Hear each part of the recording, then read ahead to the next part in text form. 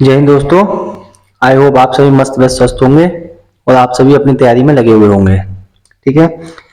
जैसा कि आपका केवीएस का एग्जाम का शेड्यूल आ चुका है और आपका एग्जाम जल्दी ही आपका होना है। इसी मंथ के लास्ट में आपका एग्जाम है। तो आज से हम देखेंगे प्रैक्टिस सेट के भी क्वेश्चंस हम देखेंगे कि प्रीवियस ईयर एग्जाम्स में जो क्वेश्चंस आए थे जिस लेवल के उसी लेवल के हम क्वेश्चंस को देखेंगे। ठीक है ना। और अ, आपकी जो क्वेश्चंस इतनी जल्दी सिलेबस नहीं हो पाएगा, कुछ कुछ चैप्टर्स आपके रह जाएंगे जब तक एग्जाम आएगा।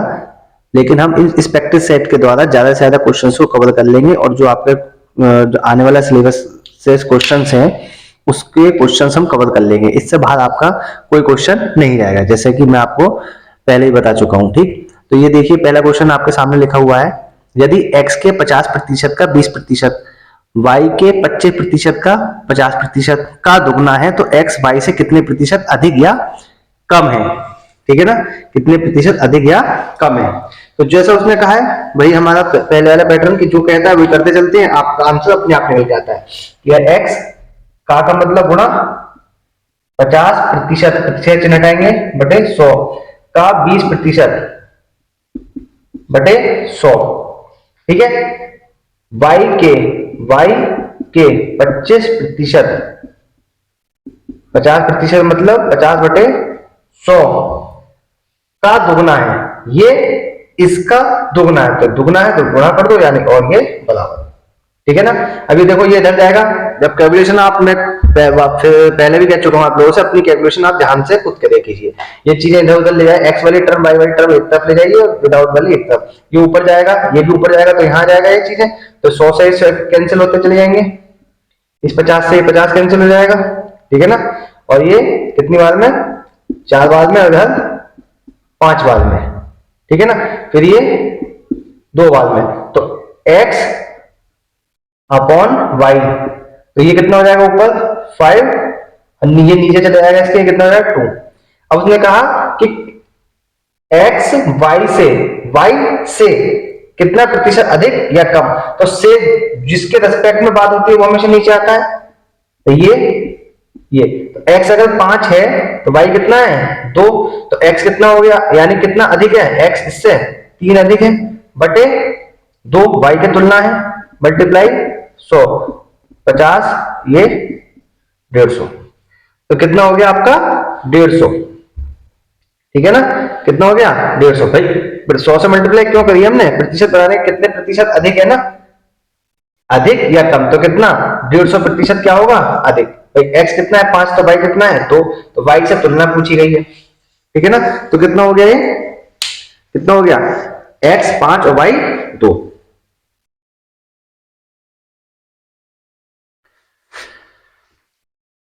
एक वृत्त की जीवाएं ए बी तथा सी डी समानांतर हैं और केंद्र के विपरीत स्थित हैं। ठीक है। अब क्या है, ध्यान से सवाल को देखना आप। वृत्त है ये आपका, ठीक, इस वृत्त के समानांतर 2 जीवा है, एक ये जीवा है एक ये जीवा है। ठीक है, ये ए बी और ये सी डी। ठीक है, और केंद्र के विपरीत है, ये केंद्र है इनके विपरीत है। यदि ए बी कितनी है 20 और सी डी कितनी है 48। ठीक है, कितनी है 48, तो जीवाओं के बीच की दूरी कितनी है, ये जीवा है ये कितनी है 34, तो आर बतानी है, ये रेडियस, ये केंद्र है तो ये रेडियस बतानी है आपकी, ये भी रेडियस होगी ये भी रेडियस होगी। अब देखो प्रॉपर्टीज होती हैं, ये सवाल बहुत आसान होते हैं लेकिन इन सवालों की जो होती है प्रॉपर्टीज होती हैं। ठीक है, जैसे कि केंद्र से जीवा पे डाला गया लंब, ठीक है 90 डिग्री का होता है। ठीक है, तो यहाँ पे जो केंद्र ये जो होगा ये कितना होगा 90, ये कितना होगा 90, ये केंद्र होगा, ये केंद्र हमारा O, ये कितनी है हमारी 20 और ये कितनी है 48, तो ये जो आपका लंब है इसको दोनों बराबर भागों में बांटेगा, क्या करेगा बराबर भागों में बांटेगा। जैसे ये लिखी हुई है 20 आपकी, ये अगर मैं इसे E कह दूं और इसे F कह दूं तो ये कितनी हो जाएगी, भाई हमें पाइथागोरस लगानी है 90 डिग्री के लिए, तो ये कितनी हो जाएगी हमारी, ये 24 20 है तो ये कितनी हो जाएगी हमारी 10, तो ये कितनी रह जाएगी 10, ये भी 10 रह जाएगी, ये कितनी है 48, तो ये कितनी हो जाएगी 24 हो जाएगी यहां से यहां तक। अब यहां से यहां तक इसके जीवाओं के बीच की दूरी कितनी है, ये कितनी है आपकी 34। तो अगर ये x है तो कितनी हो जाएगी 34 माइनस एक्स। तो देखो अब इस वाले में ओ ई बी में पाइथागोरस लगाओ। पाइथागोरस क्या होती है कि जो विकर्ण का वर्ग होता है वो शेष दो भुजाओं के वर्गों के योग के बराबर होता है। तो ये पाइथागोरस में होगी, तो ये कितनी आपकी रेडियस है आपकी, ये भी r है और ये भी r है। तो यहाँ कितना हो जाएगा r का वर्ग कितना हो जाएगा, ये कितना है, अगर ये x है तो कितना हो जाएगा x का वर्ग प्लस 10 का वर्ग। अब इस वाले में लगाओ ओ एफ डी में आप पाइथागोरस लगाओ, ओ एफ डी में पाइथागोरस लगाओ। इसमें आप पाइथागोरस लगाओगे तो कितना हो जाएगा r का वर्ग, ये कितनी है, ये कितनी थी 34, ये कितनी है x, तो कितनी रहेगी 34 माइनस x का वर्ग प्लस, अब ये वाली कितनी है आपकी, ये पूरी 48 थी, ये आधी रह जाएगी तो कितनी रहेगी 24 का वर्ग। ये दो इक्वेशन है। अब इन दोनों इक्वेशंस को क्या करना है, हमें सॉल्व करना है। ये आर स्क्वायर ये आर स्क्वायर दोनों क्या हो जाएंगे, बराबर हो जाएंगे आपकी। तो कितना हो जाएगा x square plus 134 minus x का वर्ग प्लस 576। इसको आपको क्या करना है, सॉल्व करना है आपको, ठीक है। अब देखो एक्स स्क्वायर प्लस 100, इसका वर्ग करेंगे कितना 1156 प्लस एक्स स्क्वायर माइनस 34 दूनी 68, 68x प्लस 576, ये इधर जाएगा तो माइनस का हो जाएगा, तो कट गया। जो x वाले हैं उसे एक तरफ, जो बिना x वाले हैं वो एक तरफ, तो इधर जाएगा तो 68x हो जाएगा, कितना हो जाएगा 68x, ठीक है। अब ये इधर जाएगा तो ये किसका हो जाएगा माइनस का, इन दोनों को जोड़ लो, इसमें से 100 घटा दो, क्या कर दोगे घटा दो, तो ये कितना रह जाएगा आपका घटाने के बाद, तो ये कितना होगा 6 और 6 12, 7 5 12 और 1 13, हासिल लगा 1 11 और 5 16 और 1 17, माइनस के 100 करेंगे तो कितना हो जाएगा ये 1632। तो यहाँ पे x कितना निकल के आएगा 1632 बटे 68, 4 से काट लो कितना हो गया 17, 4 चौक 16 और 4 अट्ठे 32, फिर इसे काट लो 16 दूनी वो 17 दूनी 34, बचे कितने 6 68 हो गए और 17 चौका 68, 17 चौका 68। तो यानी कि जो x की वैल्यू हमारी कितनी आई 24। अब उस 24 को किसी एक इक्वेशन में रख दो, वहां से r निकल जाएगा। हम ऊपर वाली वैल्यू इसमें रख देते हैं, ऊपर वाली में, क्योंकि आसान है कैलकुलेशन वहां पे। तो यहाँ पे जब आप वैल्यू रखोगे r की, तो r स्क्वायर बराबर कितना हो जाएगा, x की जगह कितना रखोगे 576 प्लस 100, तो r बराबर कितना हो जाएगा 676 का वर्गमूल, और 676 किसका होता है, किसका होता है आपका 26 का, ठीक है ना। अब देखो एक बार फिर से देख लो इस सवाल को, कि हमें इसमें केवल प्रॉपर्टी याद रखनी है। क्या प्रॉपर्टी रखनी है कि केंद्र से जीवा पर पड़ा हुआ लंब 90 डिग्री का होता है और उसको दो बराबर भागों में विभाजित करता है। अब ये ए बी आपकी कितनी थी, यहाँ पे 20 थी, तो ये आधी हो जाएगी। तो आधी होने का मतलब यहाँ कितना हो जाएगा 10, और यहाँ पे आधी हो जाएगी तो कितनी हो जाएगी 24।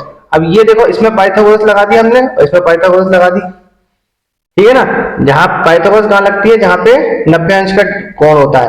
और पाइथागोरस क्या होती है, कर्ण का जो वर्ग होता है शेष दो भुजाओं के वर्गों के योग के बराबर होता है, ठीक है। ये हमें प्रॉपर्टी यूज करी इसमें, ठीक है, नोट कीजिए इसे, बहुत कॉमन क्वेश्चन है, ठीक है। याद रखना, जब कभी लिखा होता है a तो ऐसे लिख सकते हैं 1/a की पावर -1, और जब लिखा हुआ है -1 तो ऐसे लिख सकते हैं 1/a लिख सकते हैं, ठीक है। उल्टा कर सकते हैं, अगर कहीं लिखा हुआ है a/b की पावर -1 तो ऐसे लिख सकते हैं b/a, उल्टा कर देंगे, घात क्या हो जाएगी प्लस में हो जाएगी। ऐसे करके यहाँ पे लिखा हुआ माइनस में है तो ऐसे हम लिख सकते हैं 16/81, पहले घात पॉजिटिव कर लो, क्यों, क्योंकि ये कंफ्यूज करेगा आपको।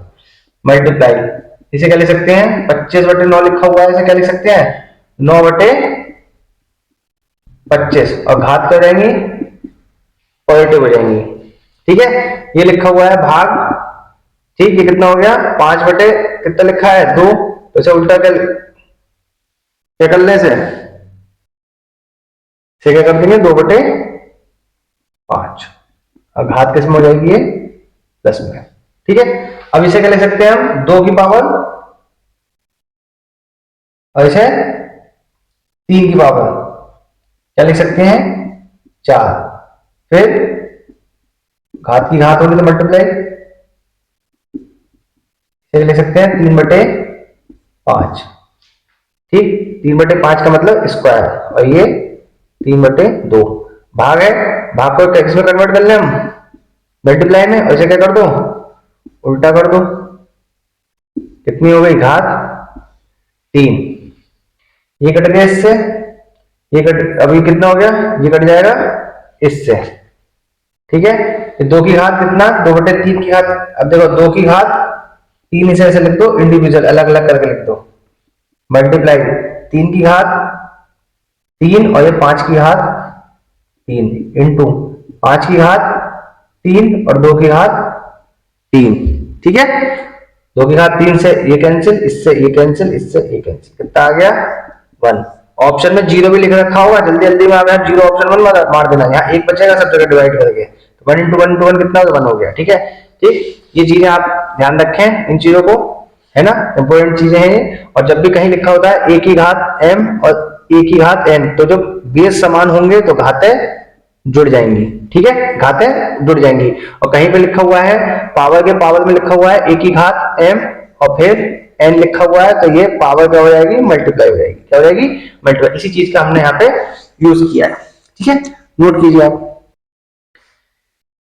इस टाइप के जो क्वेश्चंस होते हैं वो ओरल करने के लिए होते हैं, उनमें पेन चलाने की जरूरत नहीं होती है, बस थोड़ी बहुत कैलकुलेशन है जोड़ने घटाने की जैसे भी आए उसको करने की जरूरत होती है बस, बाकी ओरल होते हैं। बाकी आपके अगर कंसेप्ट क्लियर हैं, आपको थ्योरम वगैरह आपको याद हैं आपके, तो आप इन सवालों को आसानी से कर सकते हैं। ठीक, लिखा हुआ है चतुर्भुज एबीसीडी में एंगल सी बराबर 102 डिग्री, एंगल डी बराबर 58 डिग्री है, ए और बी समद्विभाजक परस्पर पी पर मिलते हैं। मतलब जैसे कि हम फिगर बनाते हैं, पहले से फिगर बना लें ताकि आपको, कोई समचतुर्भुज दे रखा है आपका इस तरह से ए बी सी डी, उसने क्या कहा एंगल सी जो है आपका 102 डिग्री है, ये वाला एंगल 102 डिग्री है, और ये वाला जो एंगल है वो कितना है आपका 58 डिग्री 58।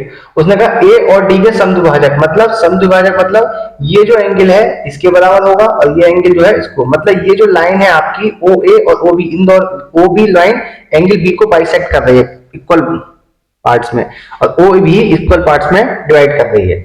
अब हमें एक चीज और याद रखनी पड़ेगी कि एंगल ए और angle C, angle A plus angle C 180 होता है। चतुर्भुज के जो आमने सामने के जो कोणों का योग होता है वो 180 होता है, यानी कि ए और सी, यानी कि ए एंगल ए और सी का कितना है 180, कितना है 180 है नहीं, तो एंगल ए कितना हो जाएगा 180 में से 102 घटा दो, कितना आ गया आपका 78। अब पूरा एंगल तो 78 हो गया, इसका आधा कितना हो जाएगा ये 39। अब उसने पूछा एपीवी, इसे ये पी मानो, पी क्योंकि उसने दिया हुआ एपीवी, इस पे पी पॉइंट पर क्या कहता है समद्विभाजक, इसका समद्विभाजक और इसका समद्विभाजक पी पॉइंट मिलते हैं। अब इस एंगल का और इस एंगल का सम कितना होगा 180, तो बी का निकालने के लिए 180 में से 58 घटा दो, 180 में से 58 घटा दो, जब आप घटाओगे तो कितना आएगा 122, और ये पूरा एंगल कितना हो गया 122, और इसका आधा जो एंगल होगा वो कितना होगा 61। बस एपीवी निकालना है। अब त्रिभुज के तीनों कोणों का योग कितना होता है 180, इन दोनों को जोड़ के 180 में से घटा दो, ये कितना हो गया 100, और 180 में से 100 घटा दो, कितना आ गया 80। ठीक है, तो इस टाइप के जो क्वेश्चंस होते हैं उसमें पेन चलाने की आपको जरूरत नहीं है, सिर्फ आपको क्या करना है उसके जो बेसिक्स हैं, इसके जो कंसेप्ट हैं वो याद होने चाहिए। क्या पहला कंसेप्ट क्या था इसका, इसकी जो थ्योरम है वो क्या होती है कि इसके चतुर्भुज के आमने सामने के जो कोणों का योग होता है वो 180 अंश होता है, ए प्लस सी बराबर 180 और बी प्लस डी 180। ठीक है। उसने क्या कहा, इसके समद्विभाजक यानी कि जो ए एंगल का एपी जो समद्विभाजक है यानी बराबर पार्ट्स में एंगल्स में डिवाइड करता है, ऐसे एंगल बी को भी बीपी क्या करेगा, बराबर में। तो यहां से कितना आया 78 एंगल, ये एंगल कितना आया 122, इसका बाइसेक्ट कितना हुआ 39, इसका बाइसेक्ट कितना 61। अब त्रिभुज के तीनों कोणों का योग कितना होता है 180, इन दोनों को जोड़ के 180 में घटा दिया, आंसर आपका 80 डिग्री। ये क्वेश्चन मैं करा चुका हूं आपको, ठीक है। जब चैप्टर चल रहा था आपका प्रेफरेंस लॉस का, तो इस टाइप का क्वेश्चन मैं आपको करा चुका हूं, ठीक है। जिसने नहीं देखी है प्रेफरेंस लॉस की वीडियो, वो प्लेलिस्ट में जाके देख सकता है, ठीक है। उसमें नंबर कम से 50-60 क्वेश्चन आपको कराए गए हैं, हर टाइप का क्वेश्चन आपको उसमें मिलेगा, उससे बाहर कुछ नहीं जाएगा। राम ने एक वस्तु 8% लाभ पर बेची, यदि यह वस्तु 150 रुपए में बेची जाती 14% का लाभ होता। 150 रुपए अधिक में, यहाँ कर लिए 150 रुपए अधिक में बेची जाती, 150 रुपए अधिक में, यहाँ अधिक में बेची जाती तो 14% का लाभ होता। यदि वह वस्तु को 2650 में बेचता तो लाभ प्रतिशत बताइए। अब देखो कितने में बेच, 8%, 150 रुपए अधिक में बेची तो कितना 14%, दोनों में कितने का डिफरेंस 6% का। ये 6% बढ़ गए ना, और रुपए में कितने बढ़े 150, रुपए में कितने बढ़े 150, तो x का 6% बराबर किसके होगा 150 के। बस ये हमारी चीज निकलेगी, ये हमारा x का, जो कोई भी चीज अगर होती है वो किस खुद की कितनी होती है 100% होती है। और हमें किस पे बात करनी है, सीपी पे। प्रॉफिट लॉस हमेशा किस पे बात होता है सीपी पे, और डिस्काउंट किस पे बात होती है एमआरपी पे। तो x ये क्या है आपका सीपी, तो x बराबर 150 बटे 6% बटे कितना आएगा 100, ऊपर चले जाएगा, कितना आ गया 25 सिक्का 150, तो सीपी कितना आ गया 2500, यानी कॉस्ट प्राइस कितनी है उसकी 2500, बेची कितने की 2650 की। फायदा या नुकसान, तो क्या हुआ फायदा, कितने का फायदा हुआ उसे 1100, कितने का फायदा हुआ 2600 में से 2500 माइनस करोगे तो कितना 150 रुपए, तो कितने का फायदा हुआ सर 150 रुपए का, 150 बटे सीपी मल्टीप्लाई 100% बनाने के लिए कितने प्रतिशत का 6% का। कितने प्रतिशत का लाभ हुआ है 6% का उसे लाभ होगा, ठीक है। ये इस टाइप का क्वेश्चन मैं आपको करा चुका हूं, जिसने नहीं देखा प्लेलिस्ट में जाके एक बार देख लीजिए। ये क्वेश्चन भी मैं आपको करा चुका हूं, ठीक है। लिखा है ए अकेला किसी काम का 4/5 भाग 20 दिन में कर सकता है, शेष काम को ए व बी मिलकर 3 दिन में कर सकते हैं, तो बी अकेला प्रारंभिक काम के दुगने को कितने दिन में समाप्त कर देगा। तो भाई देखो हम सबसे पहले क्या निकालेंगे, ए के काम निकाल लेंगे। 4/5 भाग है, तो 4/5 भाग का मतलब 20 दिन में, तो पूरा काम कितने में हो जाएगा, पूरा काम कितना हो जाएगा, इसकी मल्टीप्लाई उल्टा कर दो, इसकी मल्टीप्लाई इधर इसके नीचे, यानी कि 20 बटे तो कितना होगा 25 दिन में। बचा काम कितना 1/5, 1/5 का काम कौन करेगा ए और बी करेंगे। कितने दिन में कर रहे हैं वो 3 दिन में, तो पूरा काम कितने में हो जाएगा 15 दिन में। ए और बी कितने दिन में 15 दिन में कर देंगे। एलसीएम कितना हो गया 75, 25 दिया 75, 15 पंजे 75। अब ए का काम तो हमारा 3 दिन का हो गया, तो इसके अगर इनके एक दिन के काम कितने हैं 5, इसके एक दिन के काम कितने हैं 3, जब ये दोनों 5 काम कर रहे हैं तो ए कितना काम कर रहा है 3 काम कर रहा है, तो बी अकेला एक दिन में कितने काम निपटाए होंगे, बी ने 2 काम निपटाए होंगे, तो बी 75/2, यानी अकेला कितने दिन में निपटा देगा 75/2 काम। लेकिन प्रारंभिक काम के दुगने काम कर दो, 2 से 2 की छुट्टी, तो उसे कितने दिन लगेंगे 75 दिन लगेंगे। कितने दिन लगेंगे 75 दिन, ठीक। यहां से हमने क्या निकाला 4/5 भाग है, तो पूरा काम करने में ए को कितना टाइम लगेगा, ठीक 25। ए और बी यानी 1/5 काम कितने दिन में कर रहे हैं 3 दिन में, तो ये कितना काम हो ए और बी मिलकर कितने दिन में कर देंगे 15। एलसीएम कितना है 25 और 15 का 75। ए के काम एक दिन के 3, इन दोनों के एक दिन के काम 5। ए कितने 5 में से 3 काम कौन निपटा रहा है ए, तो बी कितने निपटाएगा 2, तो कुल कार्य कितने हैं 75, 75/2। और प्रारंभिक काम के कितने थे दुगने, तो 75/2 गुणा 2, 2 से 2 कैंसिल आउट, बचा कितना 75। इस टाइप क्वेश्चन मैं आपको करा चुका हूं, ठीक है, नोट कीजिए। देखिए एक लंब रहती है ठोस बेलन सिलेंडर के आधार का व्यास 14 सेंटीमीटर है, इसका आयतन 2002 सेंटीमीटर क्यूब है, बेलन का कुल पृष्ठीय क्षेत्रफल बताना है। ठीक है,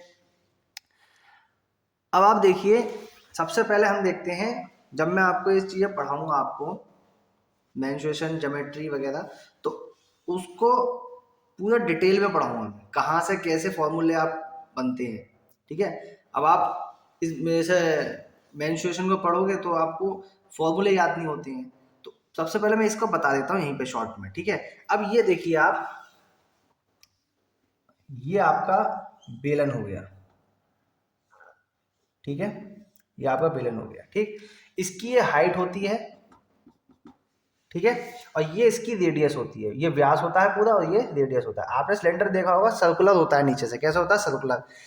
किसी भी आकृति की बेस की आधार के क्षेत्रफल की उसके हाइट से अगर गुणा कर दें तो वो आयतन बन जाता है। ये कैसा है, सर्कुलर है, आपका वृत्त है, तो वृत्त का क्षेत्रफल कितना होता है, पाई आर स्क्वायर, आपको याद है, उसकी ऊंचाई से गुणा कर दो, ये इसका आयतन बन गया। अब आता है आपका इसने क्या पूछा, कुल पृष्ठीय क्षेत्रफल, मतलब आयतन का मतलब है इसके अंदर कोई चीज भरनी है, और कुल पृष्ठीय क्षेत्रफल का मतलब क्षेत्रफल, मतलब इसमें कितने एरिया कवर हो रहा है, कितनी चीज का, किसी मटेरियल का इसमें कितना यूज है। सिलेंडर है, उसमें लोहा का जो लग रहा है वो कितना लग रहा है, उसमें गैस भरी हुई है तो उसमें कितना आयतन है, दोनों चीजों में अंतर है। जब हम कुल पृष्ठीय क्षेत्रफल का बात करेंगे, यानी कि टोटल सरफेस एरिया TSA की बात करेंगे, तो उसका जो बेस है, नीचे एक है एक ऊपर है, तो कितने हो गए, दो हो गए। कैसे हैं, सर्कुलर, यानी कि क्या हो गया, 2 पाई r स्क्वायर। वृत्त का क्षेत्रफल ये लगेगा, वृत्त का क्षेत्रफल ये लगेगा, तो कितने हो गए, दो वृत्त हो गए, तो वृत्त का क्षेत्र, एक वृत्त का क्षेत्रफल πr² और दो का 2 πr²। और इसका बेलन का जो कर्व पृष्ठ है आपका, वो जुड़ जाएगा, वो कितना होता है, 2πrh। दोनों को जोड़ दो, टोटल हो गया ना, इन दोनों को जोड़ दो बस। उसमें केवल कर्व सरफेस एरिया पूछे आपका, कर्व सरफेस एरिया कितना है उसका, तो कर्व सरफेस एरिया जितना है घूम गया, उसमें ना तो आपके ऊपर की छत आएगी बेलन की, जिस सिलेंडर की जिसकी भी बात कर रहा है वो, ना नीचे का बेस आएगा उसका, केवल घूमा हुआ कर्व सरफेस एरिया। वो नाम से ही आपको क्लियर है, कर्व सरफेस एरिया मतलब कितना कर्व है उसमें, तो कर्व कितना है उसका, 2πr। उसका जो परिधि होती है, परिधि, वृत्त की परिधि कितनी होती है, 2πr, उसकी हाइट से गुणा कर दो, ये बन गया कर्व सरफेस एरिया। क्या बन गया ये आपका, कर्व सरफेस एरिया। ठीक, तीन फॉर्मूले होते हैं, तीनों मैंने आपको बता दिए, कैसे बनते हैं ये भी मैंने आपको बता दिया। ये इसकी त्रिज्या होती है, ये इसकी हाइट होती है। आयतन कैसे बनता है, किसी भी आकृति की उसके बेस की उसकी हाइट से गुणा कर दो, आयतन बन जाएगा। जब मैं पढ़ाऊंगा मेंसुरेशन तो आपको फॉर्मूले रटने की कभी कोई जरूरत नहीं पड़ेगी, खुद आपके समझ में आ रहा है, यार ये चीज बताई थी, ये इसका होता है। आराम से, कोई फॉर्मूला याद नहीं करना आपको, ना उसे रटना है, अपने आप समझ में आ जाएगा आपके। ठीक, अब इस सवाल को देखते हैं। सवाल में उसने कहा है कि इसका आयतन कितना है आपका, इसका आयतन 2002, तो एक भी तो ये हो गया आपका, एक भी आपका ये हो गया, दोनों बराबर होंगे, तो पाई आर, इसमें कितना दिया है, 14 व्यास दिया है, तो त्रिज्या कितनी हो जाएगी, 7। त्रिज्या जो होती है वो व्यास का आधा होती है। ठीक है, तो आयतन कितना है, पाई आर, आर कितना हो गया, 7 × 7 h हमें निकालना पड़ेगा, इसकी हाइट हमें पता नहीं है, क्यों, क्योंकि हमसे TS से पूछा है। बात समझ में आ गई, हमें 2πr² ये तो पता है, लेकिन इसमें h और मिल जाएगा तब हमें, लेकिन h यहां से निकालना पड़ेगा हमें। तो ये कितना दिया है, 2002। ठीक है, पाई की वैल्यू यहां से h निकाल लो, 2002, पाई की वैल्यू नीचे 22/7, 7 × 7। ठीक है, 7 से 7 की छुट्टी। ठीक है, अब इसे हम कैसे करेंगे भाग, 2 से कर लो, 11 बचा, यहाँ कितना हो गया, 10, ये 0, ये 1, 11 से काट लो, 11 × 9 = 99, कितना बचा, 1, ये कितना बचा, 13 × 7 = 91। तो हाइट कितनी आ गई, 13। TS से निकालना है, TS से में हमें वैल्यू पुट कर देंगे, TS से में वैल्यूज पुट कर दो आप। ठीक है, तो वैल्यू पुट करेंगे तो कितना हो जाएगा, 2π 22/7 आर कितना हो गया 7 गुणा 7 प्लस 2 पाई 22/7 22/7 गुणा आर कितना है 7, एच कितना है 13। 7 से इस 7 की छुट्टी, इस 7 से इस 7 की छुट्टी, ठीक है। मल्टीप्लाई करो इसकी, 7 दूनी 14, ठीक है। और 14 की गुणा किससे, 22 दूनी 44, 44 सत्ते कितने होंगे 3, 7 चौक 28 और 7 चौक 28, 280 और 28 308, कितना हो गया 308, ठीक है। अब इसकी गुणा करो आपस में, 22 दूनी 44 की गुणा किससे कर दो 13 से, तो 44 की गुणा किससे करनी है 13 से। तो इसे कैसे मैंने बताया कि इसे 40 प्लस 4 कर लो, तो 13 चौका 52 और 13 चौका 52 कितना हो गया 2 7 5, ये कितना हो गया 572। दोनों को जोड़ दो, 2 0, 7 और 1 8, 5 और 3 8, तो कितना हो गया 880 centimetre square, 880 centimetre square. Board छोटा है तो काफ़ी घिचपिच हो गया है, मैं दोबारा से इसे बता देता हूँ क्योंकि मुझे पूरा डिटेल में आपको बताना पड़ा सवाल, इसका फॉर्मूले कहाँ से आते हैं, ठीक। एक बार फिर से देख लेते हैं कि लंबवृत्तीय बेलन था, उसका व्यास आधार कैसा है सर्कुलर है इसका, तो इसकी व्यास जो थी सर्कुलर की वो कितनी थी 14, तो त्रिज्या कितनी होगी आर हमारी 7। आयतन का सूत्र क्या होता है पाई आर स्क्वायर एच, एक आयतन ये है, एक आयतन हमारे दिया हुआ है, दोनों को बराबर कर दिया, यहाँ से हमारा एच निकल जाएगा क्योंकि हमें टीएस से निकालना है इसका, क्योंकि यहाँ एच आएगा तो एच की वैल्यू यहाँ पुट कर दी हमने, कैलकुलेशन करी, जो आएगा आपका आंसर, ठीक। वैल्यू तो आप खुद ही रख लोगे, इसमें वैल्यू रखनी है, ठीक है ना। वैल्यू रखी, कैलकुलेशन करी, जो आएगा वो आपका आंसर। मेन मुद्दा था केवल इस सवाल को बताने का, केवल इसमें आपको फॉर्मूले रटने नहीं है, याद करने हैं, ठीक है। जस्ट समझना है इसको, कहने का मतलब है कि समझना है कि अगर आप रटोगे इन चीज़ों को कि 2 पाई आर नहीं, इसका कर्व सरफेस एरिया इतना होता है, ट्रेस से इतना होता है, आयतन इतना होता है, आयतन तो याद कर लोगे, लेकिन इन दोनों में जब गड़बड़ होगी ना तो आंसर गलत ही आना है आपको। टीएस से टोटल कह रहा है, टोटल में आपका ये चीज़ ऊपर की जो छत है सर्कुलर पाई आर स्क्वायर और नीचे की जो है बेस उसका पाई आर स्क्वायर, वो नहीं आएगा। टीएस से में आपका आएगा, कर्व सरफेस एरिया में नहीं आएगा। टीएस से अगर कर्व सरफेस एरिया में 2 पाई आर एच में हम अगर ऊपर की पाई आर स्क्वायर और नीचे का pi R square 2 pi R square जोड़ देंगे तो टोटल सरफेस एरिया बन जाता है उसका, ठीक है।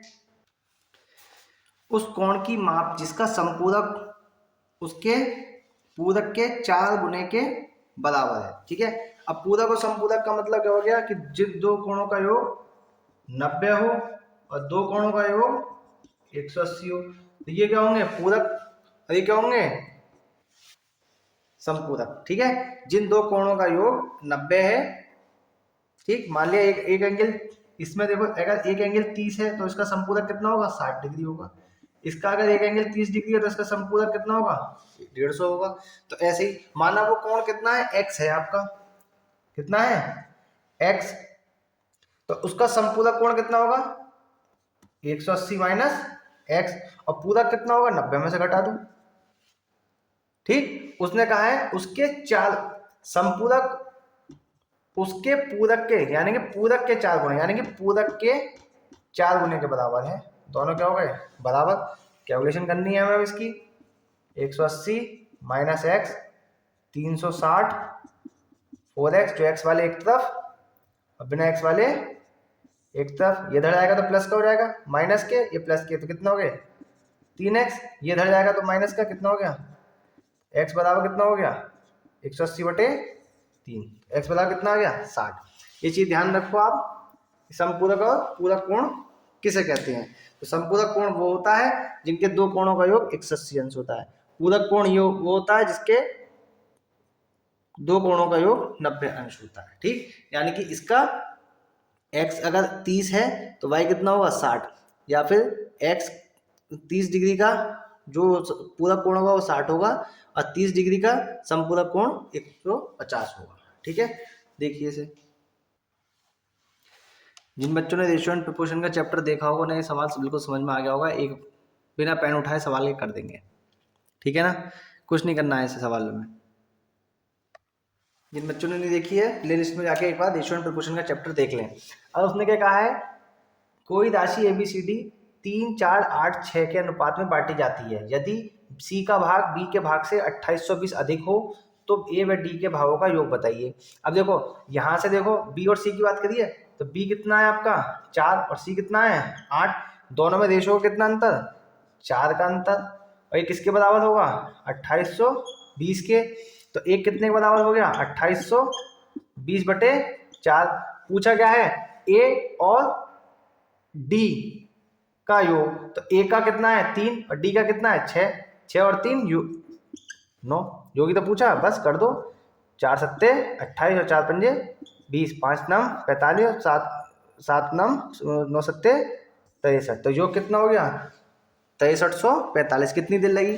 जिन बच्चों ने प्लेलिस्ट में इस वीडियो को देखा होगा उन्हें बहुत आसान लगा होगा सवाल, उन्हें तो पेन उठाने की जरूरत भी नहीं पड़ी होगी। जिसने नहीं देखी है वो एक बार जाके प्लेलिस्ट में इस वीडियो को इस रेशियो एंड प्रोपोर्शन की वीडियोस को देख लीजिए। ज़्यादा बड़ी वीडियो नहीं है, छोटी वीडियो, ठीक है। त्रिभुज ABC में AB और AC को क्रमशः P और Q तक बढ़ाने तक।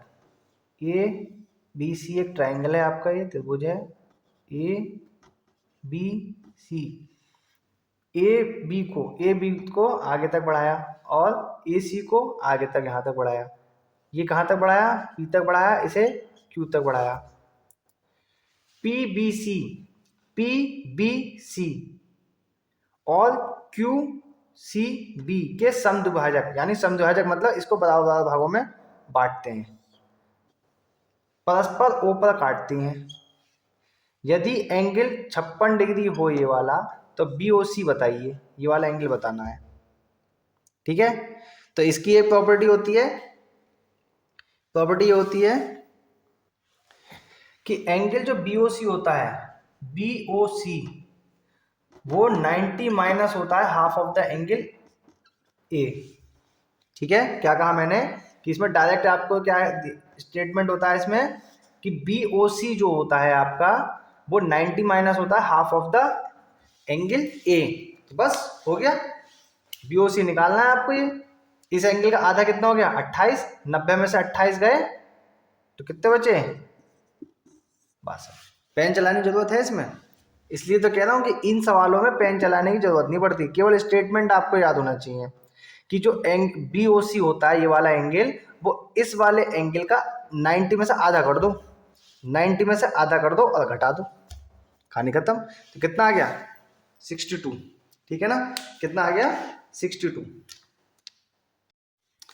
तो इस तरह से हमने आज काफ़ी क्वेश्चंस को कवर करा, नए क्वेश्चंस को भी पुराने क्वेश्चंस को भी हमने देखा, ठीक है। और पिछली वीडियोस को आप लोग देख लीजिए जिससे कि आपको प्रैक्टिस सेट करने में कोई दिक्कत ना हो। जब मैं अब ये सेट्स कराऊंगा क्वेश्चंस वगैरह मैं लेके आऊँगा आपके लिए, पहले जो KVS वगैरह के पेपर आ चुके हैं उनमें से मैं क्वेश्चंस के लिए निकाल कर लाऊंगा आपके लिए।